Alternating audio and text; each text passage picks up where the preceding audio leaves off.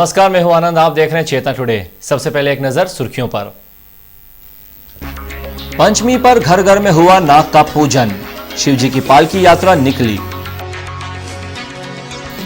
निशुल्क चिकित्सा शिविर से रोगी हुए लाभान्वित, विशेषज्ञों ने दिया परामर्श। और केदारेश्वर का प्राकृतिक सौंदर्य कर रहा है आमंत्रित, सावन सोमवार पर पहुंचेंगे शिव भक्त। अब सुर्खियां विस्तार से। रविवार को नागपंचमी का पर्व श्रद्धालुओं ने परंपरागत तरीके से मनाया। जगह जगह नाग देवता का पूजन किया गया। वहीं तृतीय सावन सोमवार पर शिवालयों में शिव भक्ति में भक्त तल्लीन रहेंगे। नागपंचमी के पर्व पर कालिका माता मंदिर क्षेत्र स्थित नाग देवता मंदिर में श्रद्धालु पूजन के लिए पहुंचे। इस प्रमुख मंदिर पर रतलाम सहित आसपास के ग्रामीण अंचलों से भी श्रद्धालु पूजन के लिए पहुंचे थे। दोपहर तक यहां श्रद्धालुओं का तांता लगा रहा। इसी तरह अन्य मंदिरों में भी विधि विधान के साथ पूजा अर्चना की गई। इधर नागपंचमी के पर्व पर अल सुबह से ही शहर में सपेरे नाग पूजा के लिए आवाजें लगाने लगे थे। घर घर में नाग देवता का परंपरानुसार पूजन अर्चन किया गया। पर्व की परंपरा के मुताबिक नाग देवता के पूजन के साथ अन्य विधि की गई। शहर के प्रमुख क्षेत्रों में पर्व के उपलक्ष्य में पूजन संपन्न हुए।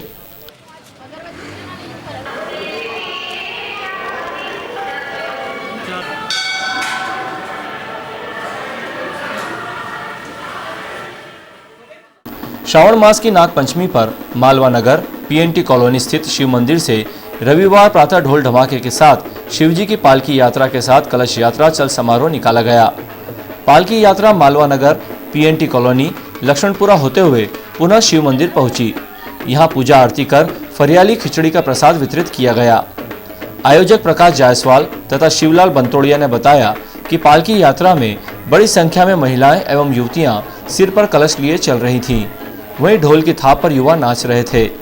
इस अवसर पर एमआईसी सदस्य श्रीमती सीमा टाक तथा भगत सिंह भदौरिया भी उपस्थित थे।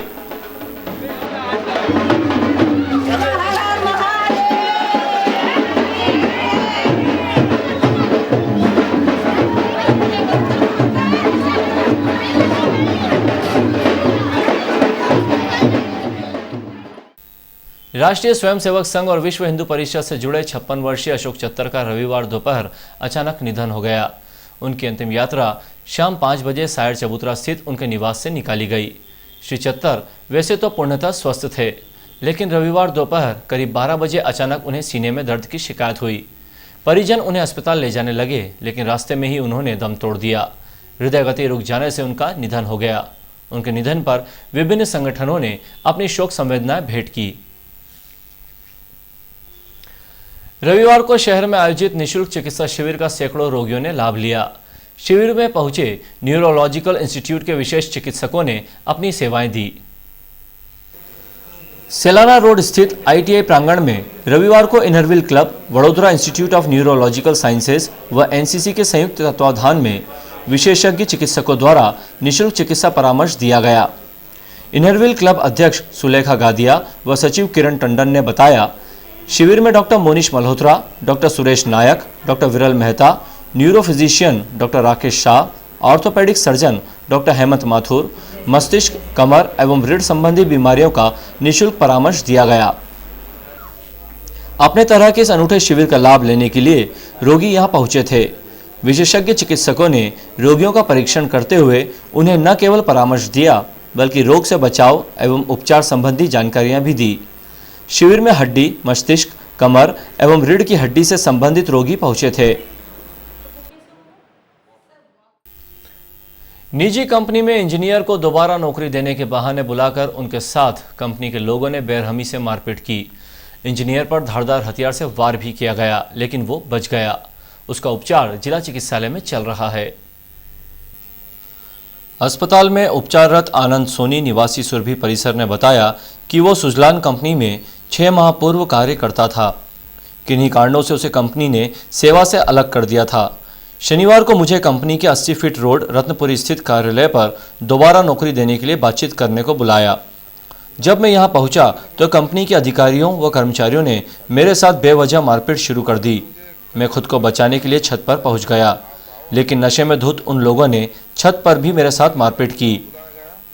इतना ही नहीं, धारदार हथियार से मुझ पर वार भी किया गया, लेकिन मैंने स्वयं का बचाव किया, जिससे हाथ पर चोट आई है। रात 8:30 बजे हुई इस घटना में शामिल सभी हमलावरों को मैं पहचानता हूं। घटना की शिकायत पुलिस को की गई है। जुलाई माह में ही जिले की सामान्य औसत वर्षा का आंकड़ा पूरा हो जाने के बाद सेलाना विकास खंड के पठारी क्षेत्रों ने हरियाली की चादर ओढ़ ली है।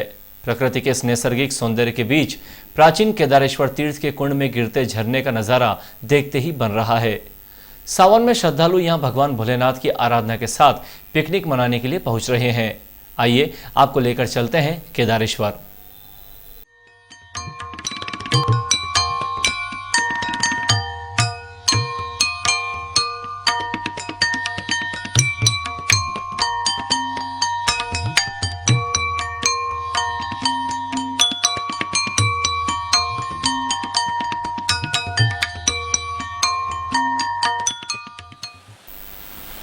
सेलाना से 5 किलोमीटर दूर शिवगढ़ मार्ग पर स्थित केदारेश्वर तीर्थ बारिश के इस मौसम में श्रद्धालुओं के साथ साथ प्रकृति प्रेमियों को आमंत्रित कर रहा है।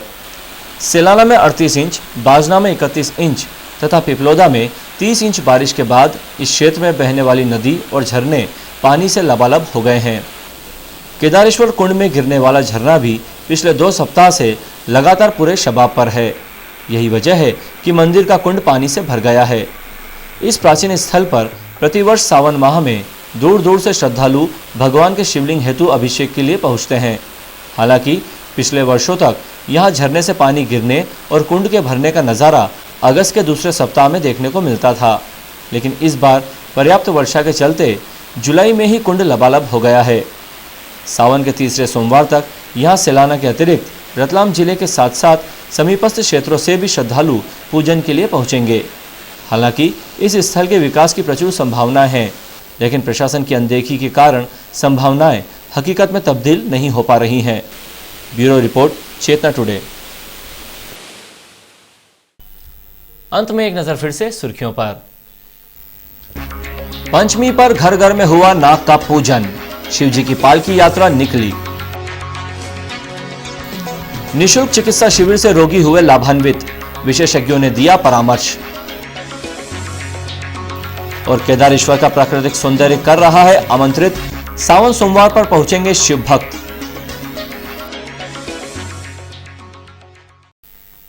चेतना टुडे में आज बस इतना ही। हम फिर मिलेंगे कुछ और नई सुर्खियों के साथ। तब तक के लिए नमस्कार।